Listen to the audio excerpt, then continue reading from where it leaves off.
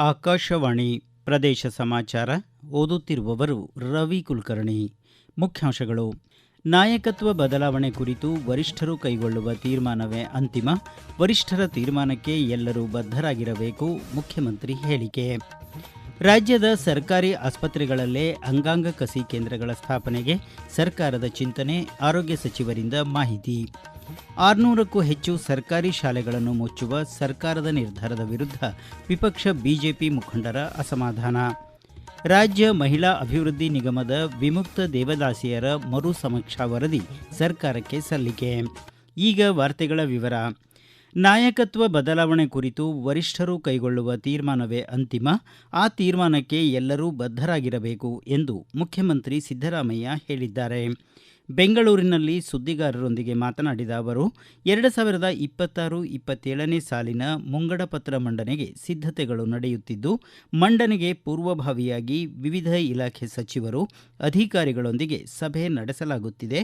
ಆಯವ್ಯಯ ಮಂಡನೆ ದಿನಾಂಕವನ್ನು ಶೀಘ್ರವೇ ಪ್ರಕಟಿಸಲಾಗುವುದು ಎಂದು ಮುಖ್ಯಮಂತ್ರಿ ಹೇಳಿದರು. ರಾಜ್ಯದ ಸರ್ಕಾರಿ ಆಸ್ಪತ್ರೆಗಳಲ್ಲೇ ಅಂಗಾಂಗ ಕಸಿ ಕೇಂದ್ರಗಳನ್ನು ಸ್ಥಾಪಿಸುವ ನಿಟ್ಟಿನಲ್ಲಿ ಸರ್ಕಾರ ಚಿಂತನೆ ನಡೆಸಿದೆ ಎಂದು ಆರೋಗ್ಯ ಸಚಿವ ದಿನೇಶ್ ಗುಂಡೂರಾವ್ ಹೇಳಿದ್ದಾರೆ. ಬೆಂಗಳೂರಿನ ವಿಧಾನಸೌಧದ ಬ್ಯಾಂಕ್ವೆಟ್ ಹಾಲ್ನಲ್ಲಿ ಆಯೋಜಿಸಲಾಗಿದ್ದ ಅಂಗಾಂಗ ದಾನ ಅಭಿಯಾನ ಕಾರ್ಯಕ್ರಮದಲ್ಲಿ ಭಾಗವಹಿಸಿ ಮಾತನಾಡಿದ ಅವರು, ಅಂಗಾಂಗ ದಾನದಲ್ಲಿ ಕರ್ನಾಟಕ ದೇಶದಲ್ಲೇ 3ನೇ ಸ್ಥಾನದಲ್ಲಿದೆ. ಒಬ್ಬರು ಮೃತ ವ್ಯಕ್ತಿ 8 ಜನರ ಜೀವ ಉಳಿಸಲು ಸಾಧ್ಯವಿರುವ ಅವಕಾಶ ಕುರಿತು ಹೆಚ್ಚು ಪ್ರಚಾರದ ಅಗತ್ಯವಿದೆ ಎಂದರು. ವ್ಯಸನ ಮುಕ್ತ ಕರ್ನಾಟಕವನ್ನು ನಿರ್ಮಿಸಲು ಕೇವಲ ಕಾನೂನು ರೂಪಿಸಿದರೆ ಸಾಲದು, ಸಮಾಜದಲ್ಲಿ ವ್ಯಾಪಕ ಜನಜಾಗೃತಿಯೂ ಅಗತ್ಯ ಎಂದು ಆರೋಗ್ಯ ಸಚಿವ ದಿನೇಶ್ ಗುಂಡೂರಾವ್ ಹೇಳಿದರು. ಭದ್ರಾ ಮೇಲ್ದಂಡೆ ಯೋಜನೆಗೆ ಅಗತ್ಯಕ್ಕೆ ತಕ್ಕಂತೆ ಅನುದಾನ ನೀಡಲಾಗುತ್ತಿದ್ದು, ಹಂತ ಹಂತವಾಗಿ ಅನುದಾನ ನೀಡಲಾಗುವುದು ಎಂದು ಲೋಕೋಪಯೋಗಿ ಸಚಿವ ಸತೀಶ್ ಜಾರಕಿಹೊಳಿ ಹೇಳಿದ್ದಾರೆ. ಚಿತ್ರದುರ್ಗ ತಾಲೂಕಿನ ಬ್ರಹ್ಮ ವಿದ್ಯಾನಗರದಲ್ಲಿ ಸುದ್ದಿಗಾರರೊಂದಿಗೆ ಮಾತನಾಡಿದ ಅವರು, ಯಾವುದೇ ಬೃಹತ್ ಯೋಜನೆ ಒಂದೇ ಬಾರಿಗೆ ಪೂರ್ಣಗೊಳ್ಳುವುದಿಲ್ಲ, ಹಂತ ಹಂತವಾಗಿ ಪೂರ್ಣಗೊಳ್ಳುತ್ತದೆ. ಹೀಗಾಗಿ ಅಗತ್ಯಕ್ಕೆ ತಕ್ಕಂತೆ ಅನುದಾನ ಬಿಡುಗಡೆ ಮಾಡಲಾಗುವುದು ಎಂದರು. ಎಸ್ಸಿ ಎಸ್ಟಿ ಸೇರಿದಂತೆ ಎಲ್ಲ ಹಿಂದುಳಿದ ವರ್ಗದವರಿಗೂ ರಾಜ್ಯ ಸರ್ಕಾರ ಹೆಚ್ಚಿನ ಅನುದಾನ ಬಿಡುಗಡೆ ಮಾಡುತ್ತಿದೆ. ಹಾಗೆಯೇ ನೀರಾವರಿ, ಲೋಕೋಪಯೋಗಿ ಇಲಾಖೆ ಸೇರಿದಂತೆ ವಿವಿಧ ಇಲಾಖೆಗಳಿಗೆ ಸಮರ್ಪಕ ಅನುದಾನ ನೀಡಲಾಗುತ್ತಿದ್ದು, ವಿರೋಧ ಪಕ್ಷದವರು ಸುಮ್ಮನೆ ಆರೋಪಿಸುತ್ತಿದ್ದಾರೆ ಎಂದು ಸಚಿವರು ಹೇಳಿದರು.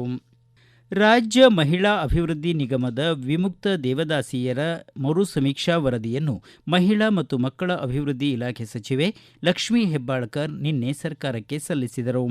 ರಾಜ್ಯದ 15 ಜಿಲ್ಲೆಗಳಾದ ಬೆಳಗಾವಿ, ವಿಜಯಪುರ, ಬಾಗಲಕೋಟೆ, ರಾಯಚೂರು, ಕೊಪ್ಪಳ, ಧಾರವಾಡ, ಹಾವೇರಿ, ಗದಗ, ಕಲಬುರಗಿ, ಯಾದಗಿರಿ, ಚಿತ್ರದುರ್ಗ, ದಾವಣಗೆರೆ, ಶಿವಮೊಗ್ಗ, ಬಳ್ಳಾರಿ ಮತ್ತು ವಿಜಯನಗರದಲ್ಲಿ ಮರು ಸಮೀಕ್ಷೆಯಿಂದ ಒಟ್ಟು 23,395 ವಿಮುಕ್ತ ದೇವದಾಸಿಯರು ಗುರುತಿಸಿಕೊಂಡಿದ್ದಾರೆ ಎಂದು ವರದಿಯಲ್ಲಿ ತಿಳಿಸಲಾಗಿದೆ. ಮರು ಸಮೀಕ್ಷೆಯ ವಿಶ್ಲೇಷಣಾ ವರದಿಯಲ್ಲಿ ವಿಮುಕ್ತ ದೇವದಾಸಿಯರ ಹಾಗೂ 1ನೇ ತಲೆಮಾರು, 2 ಮತ್ತು 3ನೇ ತಲೆಮಾರಿನ ಕುಟುಂಬದವರ ಮಾಹಿತಿ, ವಿಮುಕ್ತ ದೇವದಾಸಿಯರ ಪುನರ್ವಸತಿಗಾಗಿ ಮಾಡಲಾಗಿರುವ ಶಿಫಾರಸುಗಳು ಪ್ರಮುಖ ಅಂಶಗಳಾಗಿವೆ. ಈ ಸ್ವತ್ತು 2.0 ತಂತ್ರಾಂಶದಲ್ಲಿ ಕೆಲವು ಬದಲಾವಣೆಗಳನ್ನು ಮಾಡುವ ಮೂಲಕ ಸಾರ್ವಜನಿಕರಿಗೆ ತ್ವರಿತ ಸೇವೆ ನೀಡಲು ಕ್ರಮ ಕೈಗೊಳ್ಳಲಾಗಿದೆ ಎಂದು ಗ್ರಾಮೀಣಾಭಿವೃದ್ಧಿ ಮತ್ತು ಪಂಚಾಯತ್ ರಾಜ್ ಖಾತೆ ಸಚಿವ ಪ್ರಿಯಾಂಕ್ ಖರ್ಗೆ ತಿಳಿಸಿದ್ದಾರೆ. ಈ ಕುರಿತು ಸಾಮಾಜಿಕ ಮಾಧ್ಯಮದಲ್ಲಿ ಮಾಹಿತಿ ಹಂಚಿಕೊಂಡಿರುವ ಅವರು, ನಮೂನೆ 11 ಖಾತೆಗಳನ್ನು ನಮೂನೆ 11 ಖಾತೆಗಳಾಗಿ ಪರಿವರ್ತನೆ ಮಾಡಿಕೊಳ್ಳಲು ಗ್ರಾಮ ಪಂಚಾಯಿತಿ ಹಂತದಲ್ಲಿ ಅವಕಾಶ ನೀಡಲಾಗಿದೆ. ಹೊಸ ಬಹುಮಹಡಿ ಕಟ್ಟಡ ನಿರ್ಮಾಣಕ್ಕೆ ಅರ್ಜಿಗಳನ್ನು ಸಲ್ಲಿಸಲು ಗ್ರಾಮ ಪಂಚಾಯಿತಿ ಹಂತದಲ್ಲಿ ಅವಕಾಶ ಕಲ್ಪಿಸಿಕೊಡುವ ಮೂಲಕ ತ್ವರಿತ ಸೇವೆಗೆ ಅವಕಾಶ ಒದಗಿಸಲಾಗಿದೆ ಎಂದು ಅವರು ತಿಳಿಸಿದ್ದಾರೆ. ರಾಜ್ಯಾದ್ಯಂತ 676 ಸರ್ಕಾರಿ ಶಾಲೆಗಳನ್ನು ಮುಚ್ಚುವ ಮೂಲಕ ಕಾಂಗ್ರೆಸ್ ಸರ್ಕಾರ ರಾಜ್ಯದಲ್ಲಿ ದುರಾಡಳಿತ ಪ್ರದರ್ಶಿಸಿದೆ ಎಂದು ಕೇಂದ್ರ ಸಚಿವ ಪ್ರಹ್ಲಾದ್ ಜೋಶಿ ಆರೋಪಿಸಿದ್ದಾರೆ.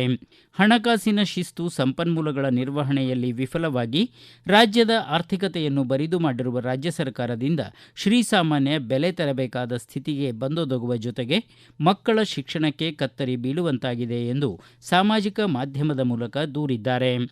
ರಾಜ್ಯದ ಅಭಿವೃದ್ಧಿ, ಮೂಲಸೌಕರ್ಯ ಹಾಗೂ ಗುಣಮಟ್ಟದ ಶಿಕ್ಷಣ ನೀಡಬೇಕಾದ ಸರ್ಕಾರ ತನ್ನ ಪ್ರಮುಖ ಕರ್ತವ್ಯಕ್ಕೆ ಚ್ಯುತಿ ತಂದೊದಗಿಸಿದೆ ಎಂದು ಅಸಮಾಧಾನ ವ್ಯಕ್ತಪಡಿಸಿದ್ದಾರೆ. ರಾಜ್ಯದಲ್ಲಿ 2,40,000 ಹುದ್ದೆಗಳು ಖಾಲಿ ಇದ್ದು ರಾಜ್ಯ ಸರ್ಕಾರ ನೇಮಕಾತಿಯಲ್ಲಿ ನಿರ್ಲಕ್ಷ್ಯ ವಹಿಸಿದೆ ಎಂದು ವಿಧಾನ ಪರಿಷತ್ ಪ್ರತಿಪಕ್ಷ ನಾಯಕ ಛಲವಾದಿ ನಾರಾಯಣಸ್ವಾಮಿ ಹೇಳಿದ್ದಾರೆ.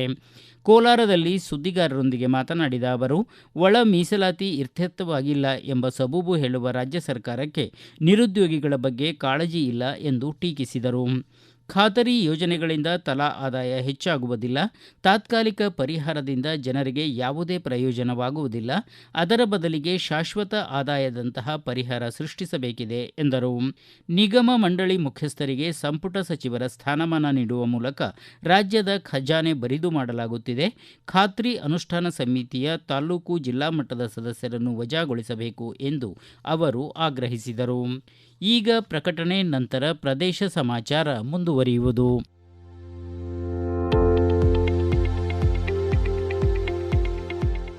ನಮ್ಮ ಎಲ್ಲ ರಾಷ್ಟ್ರೀಯ ವಾರ್ತೆಗಳು ಹಾಗೂ ಪ್ರದೇಶ ಸಮಾಚಾರ ಈಗ ಆಕಾಶವಾಣಿ ನ್ಯೂಸ್ ಕನ್ನಡ ಯೂಟ್ಯೂಬ್ ಚಾನೆಲ್ನಲ್ಲಿ ಲಭ್ಯ. ನಮ್ಮ ಎಕ್ಸ್ ಖಾತೆ ಮತ್ತು ಇನ್ಸ್ಟಾಗ್ರಾಂ ಖಾತೆ ಆಕಾಶವಾಣಿ ನ್ಯೂಸ್ ಕನ್ನಡ. ಹೆಚ್ಚಿನ ಮಾಹಿತಿಗಾಗಿ ನಮ್ಮ ಫೇಸ್ಬುಕ್ ಖಾತೆ ಆಕಾಶವಾಣಿ ವಾರ್ತೆ ಕನ್ನಡವನ್ನು ಅನುಸರಿಸಿ. ಮಾಹಿತಿಗಳ ಹೂರಣ, ವಾರದ ಕಾರ್ಯಕ್ರಮ, ಪ್ರಚಲಿತ ವಿದ್ಯಮಾನ ಪ್ರತಿ ಬುಧವಾರ ರಾತ್ರಿ 9:15 ಪ್ರದೇಶ ಸಮಾಚಾರ ಕೇಳುತ್ತಿದ್ದೀರಿ. ತೋಟಗಾರಿಕಾ ಉತ್ಪನ್ನಗಳಾದ ವಿವಿಧ ಹಣ್ಣುಗಳು, ಅಣಬೆ ಮತ್ತು ಜೇನು ಪ್ರದರ್ಶನ ಮತ್ತು ಮಾರಾಟ ಮೇಳವನ್ನು ಕೊಪ್ಪಳದ ತೋಟಗಾರಿಕಾ ಜಂಟಿ ನಿರ್ದೇಶಕರ ಕಚೇರಿ ಆವರಣದಲ್ಲಿ ಆಯೋಜಿಸಲಾಗಿದೆ. ಇಂದು ಬೆಳಗ್ಗೆ 11ಕ್ಕೆ ಜಿಲ್ಲಾ ಉಸ್ತುವಾರಿ ಸಚಿವ ಶಿವರಾಜ ತಂಗಡಗಿ ಮೇಳ ಉದ್ಘಾಟಿಸಲಿದ್ದು, ಸಂಸದ ಕೆ ರಾಜಶೇಖರ ಹಿಟ್ನಾಳ್, ಶಾಸಕರಾದ ಜಿ ಜನಾರ್ದನ ರೆಡ್ಡಿ, ಶಶೀಲ್ ಲಮೋಶಿ ಸೇರಿದಂತೆ ಅನೇಕ ಗಣ್ಯರು ಪಾಲ್ಗೊಳ್ಳಲಿದ್ದಾರೆ. ಜಗತ್ತಿನ ದುಬಾರಿ ಅಣಬೆ ಯರ್ಸಗುಂಬ ಮೇಳದ ಪ್ರಮುಖ ಆಕರ್ಷಣೆಯಾಗಿದ್ದು, ಮೇಳದಲ್ಲಿ ಜೇನು ಸಾಕಾಣಿಕೆ ಕುರಿತು ತಾಂತ್ರಿಕ ಕಾರ್ಯಾಗಾರ ಆಯೋಜಿಸಲಾಗಿದೆ. ಈ ಕುರಿತು ಆಕಾಶವಾಣಿಗೆ ಹೆಚ್ಚಿನ ಮಾಹಿತಿ ನೀಡಿದ್ದಾರೆ ತೋಟಗಾರಿಕಾ ಇಲಾಖೆ ಜಂಟಿ ನಿರ್ದೇಶಕ ಕೃಷ್ಣ ಉಕ್ಕುಂದ ಅವರು. ಅಣಬೆ ನಮ್ಮ ಆರೋಗ್ಯದ ದೃಷ್ಟಿಯಿಂದ ಬಹಳ ಅತ್ಯಂತ ನಮ್ಮಲ್ಲಿ ಸಾಕಷ್ಟು ಜನ ಅಣಬೆಯನ್ನು ಬೆಳೀತಾ ಇದ್ದಾರೆ. ಮತ್ತು ಇದರ ಮಾರ್ಕೆಟ್ ಉದ್ದೇಶ ಆಗಲಿ, ಜನಕ್ಕೆ ತಲುಪಿಸೋ ಉದ್ದೇಶದಿಂದ ಇದನ್ನು ಮಾಡ್ತಾ ಇದ್ದೀವಿ. 5 ದಿನಗಳ ಕಾಲ ಹಣ್ಣು, ಜೇನು ಮತ್ತು ಅಣಬೆ ಮೇಳ ಇಲ್ಲಿ ನಡೀತಾ ಇದೆ. ಇದರಲ್ಲಿ ನಮ್ಮ ಜಿಲ್ಲೆಯಲ್ಲಿ ಬೆಳೀತಾ ಇರ್ತಕ್ಕಂಥ ಹಣ್ಣುಗಳ ಮತ್ತು ಉತ್ಪಾದನೆ ಮಾಡ್ತಾ ಇರ್ತಕ್ಕಂಥ ಅಣಬೆ ಎಲ್ಲ ರೈತರು ಭಾಗವಹಿಸ್ತಾರೆ. ಇಲ್ಲಿ 20ಕ್ಕೂ ಹೆಚ್ಚಿನ ಸ್ಟಾಲ್ಗಳನ್ನ ನಮ್ಮ ತೋಟಗಾರಿಕೆ ಆವರಣದಲ್ಲಿ ಅನುಷ್ಠಾನಗೊಳಿಸಿದೀವಿ. ರೈತರು ಸಹ ರಿಜಿಸ್ಟ್ರೇಷನ್ ಮಾಡ್ಕೊಂಡಿದ್ದಾರೆ. ವಿವಿಧ 20 ತಳಿಯ ಅಣಬೆಗಳನ್ನ ನಾವು ಇಲ್ಲಿ ಪ್ರದರ್ಶನಕ್ಕೆ ಇಡ್ತಾ ಇದ್ದೀವಿ. ಅದೇ ರೀತಿ ವಿವಿಧ ಹಣ್ಣುಗಳು, ವಿವಿಧ ಹಣ್ಣಿನ ಉತ್ಪನ್ನಗಳು, ಉಪ ಉತ್ಪನ್ನಗಳನ್ನು ಸಹ ನಾವು ಅಲ್ಲಿ ಪ್ರದರ್ಶನಕ್ಕೆ ಏರ್ಪಡಿಸ್ತಾ ಇದ್ದೀವಿ.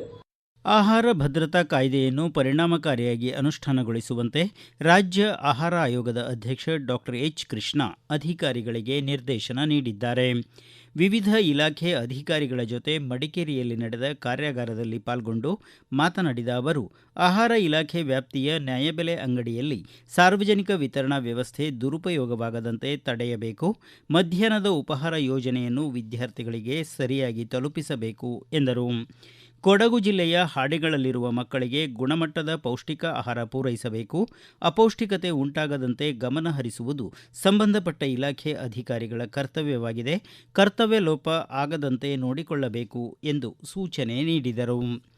ಜಿಲ್ಲೆಯಲ್ಲಿ ಅಕ್ರಮ ಮದ್ಯ, ಮಾದಕ ವಸ್ತುಗಳು ಹಾಗೂ ಕಳ್ಳಬಟ್ಟಿ ಸರಾಯಿ ಅಕ್ರಮ ಮಾರಾಟ ಮತ್ತು ಸಾಗಾಣಿಕೆ ನಿಯಂತ್ರಿಸಲು ಸಂಬಂಧಿತ ಇಲಾಖೆಗಳು ಸಮನ್ವಯದಿಂದ ಕಾರ್ಯನಿರ್ವಹಿಸಬೇಕು ಎಂದು ರಾಜ್ಯ ಮದ್ಯಪಾನ ಸಂಯಮ ಮಂಡಳಿ ಅಧ್ಯಕ್ಷ ಶರಣಪ್ಪ ಸಲದಾಪುರ್ ಸೂಚಿಸಿದ್ದಾರೆ. ಯಾದಗಿರಿ ಜಿಲ್ಲಾಧಿಕಾರಿ ಕಚೇರಿ ಸಭಾಂಗಣದಲ್ಲಿ ವಿವಿಧ ಇಲಾಖೆಗಳ ಅಧಿಕಾರಿಗಳೊಂದಿಗೆ ನಡೆದ ಸಭೆಯಲ್ಲಿ ಮಾತನಾಡಿದ ಅವರು, ಅಕ್ರಮ ಮದ್ಯ ಹಾಗೂ ಮಾದಕ ವಸ್ತುಗಳು ಸಾರ್ವಜನಿಕರ ಆರೋಗ್ಯದ ಮೇಲೆ ಗಂಭೀರ ಪರಿಣಾಮ ಬೀರುತ್ತವೆ. ಇಂಥ ಕುಕೃತ್ಯಗಳಲ್ಲಿ ತೊಡಗಿರುವವರ ವಿರುದ್ಧ ಕಾನೂನುಬದ್ಧವಾಗಿ ಕಠಿಣ ಕ್ರಮ ಕೈಗೊಳ್ಳಬೇಕು ಎಂದು ಅವರು ತಿಳಿಸಿದರು. ಕೊನೆಯಲ್ಲಿ ಮತ್ತೊಮ್ಮೆ ಮುಖ್ಯಾಂಶಗಳು. ನಾಯಕತ್ವ ಬದಲಾವಣೆ ಕುರಿತು ವರಿಷ್ಠರು ಕೈಗೊಳ್ಳುವ ತೀರ್ಮಾನವೇ ಅಂತಿಮ. ವರಿಷ್ಠರ ತೀರ್ಮಾನಕ್ಕೆ ಎಲ್ಲರೂ ಬದ್ಧರಾಗಿರಬೇಕು. ಮುಖ್ಯಮಂತ್ರಿ ಹೇಳಿಕೆ. ರಾಜ್ಯದ ಸರ್ಕಾರಿ ಆಸ್ಪತ್ರೆಗಳಲ್ಲೇ ಅಂಗಾಂಗ ಕಸಿ ಕೇಂದ್ರಗಳ ಸ್ಥಾಪನೆಗೆ ಸರ್ಕಾರದ ಚಿಂತನೆ. ಆರೋಗ್ಯ ಸಚಿವರಿಂದ ಮಾಹಿತಿ. 600ಕ್ಕೂ ಹೆಚ್ಚು ಸರ್ಕಾರಿ ಶಾಲೆಗಳನ್ನು ಮುಚ್ಚುವ ಸರ್ಕಾರದ ನಿರ್ಧಾರದ ವಿರುದ್ಧ ವಿಪಕ್ಷ ಬಿಜೆಪಿ ಮುಖಂಡರ ಅಸಮಾಧಾನ. ರಾಜ್ಯ ಮಹಿಳಾ ಅಭಿವೃದ್ಧಿ ನಿಗಮದ ವಿಮುಕ್ತ ದೇವದಾಸಿಯರ ಮರು ಸಮೀಕ್ಷಾ ವರದಿ ಸರ್ಕಾರಕ್ಕೆ ಸಲ್ಲಿಕೆ. ಇಲ್ಲಿಗೆ ಪ್ರದೇಶ ಸಮಾಚಾರ ಮುಕ್ತಾಯವಾಯಿತು. ನಮ್ಮ ಮುಂದಿನ ರಾಷ್ಟ್ರೀಯ ವಾರ್ತಾ ಪ್ರಸಾರ ಈ ಬೆಳಗ್ಗೆ 7:35 ನಿಮಿಷಕ್ಕೆ.